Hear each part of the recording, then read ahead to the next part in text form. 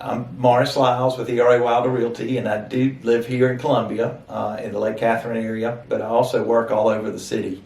But I live here in Columbia with my two girls and my wife, Sarah. I'm the 2021 South Carolina Realtors President.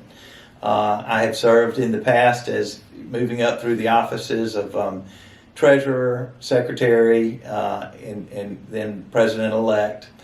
And I've done a lot with the board, with the state association. I've been a past RPAC trustee, chair of the RPAC trustees. I've also been member services coordinator. I also have been the Central Carolina Realtors Association president in 2015, and had worked on that board for about 8 or 9 years.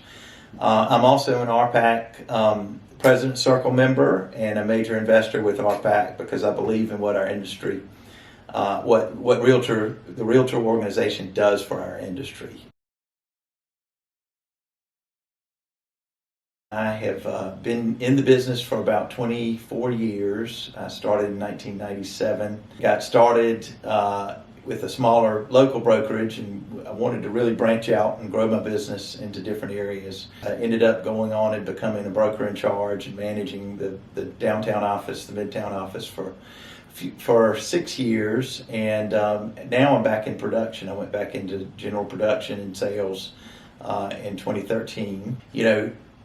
As you've been in the business for a little while, you're able to know how to handle situations. Home inspection requests, appraisal issues, all of these things. And, they call it practicing real estate for a reason. And it's something that you learn as you practice. I think that my practice in over 24 years have been able to help me to understand certain situations and different factors that come into a real estate buy or sell.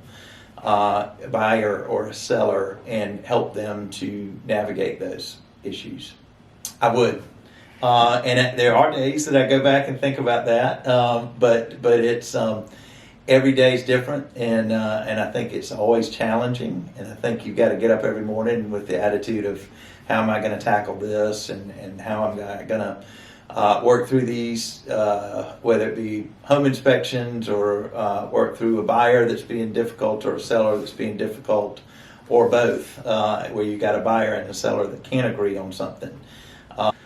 That's a good question, and there are a lot of different answers to it. There are so many issues that we see in our daily transactions that we're working on. And you could go out there and put it on the market yourself, and somebody could walk up and be the nicest person in the world, pay you your price, and then you close the deal. But I can tell you that is about as rare as they get, because a buyer's going to want certain things that they're going to be negotiating for. A seller's going to want certain things that they're negotiating for. And I would just tell you, I would caution you against it, because there's so many legal things that happen. There's so many things that happen with the financing end of it, with the inspection ends of it, and we've gone through this many, many times, and we know how to handle these situations.